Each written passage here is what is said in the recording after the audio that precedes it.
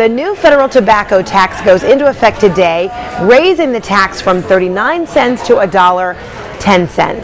CNN's Jim Acosta takes a look at what's behind the tax increase and how it may affect smokers. Smoke 'em if you got 'em has become smoke 'em if you can afford 'em. I can't do it anymore. I'm done. I'm done. I'm not smoking anymore after this cigarette. There you go. Last February, when President Obama signed a law that expanded health care coverage for millions of children, he did so on the butts of millions of smokers. In a decent society, there are certain obligations that are not subject to trade-offs or negotiations, and health care for our children is one of those obligations.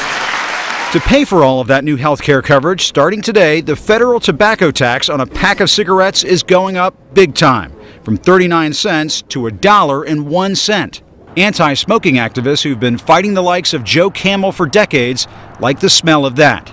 All the research, all the evidence shows that one of the best ways to reduce smoking, particularly among kids, is to increase price. Our model suggests that almost 2 million kids will be prevented from becoming smokers just from this price increase Over the next 2 years. But critics argue it's a promise broken for President Obama, who has said he would only raise taxes on the wealthy, and it's the poor who smoke the most. If you're a pack-a-day smoker, this 62-cent per pack increase is a $225 a year federal tax increase. For people with moderate income, that's a pretty big hit.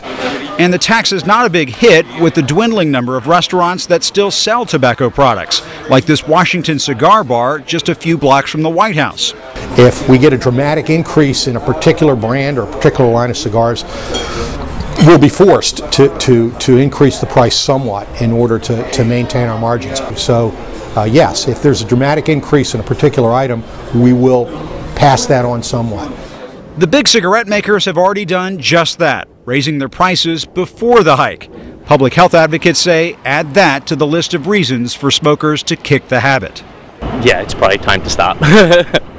It's just getting out of hand. A little pricey. Jim Acosta reports that Congress isn't finished with the tobacco industry just yet. The House is set to vote on a bill that would give the Food and Drug Administration the power to regulate tobacco products for the first time. All right, imagine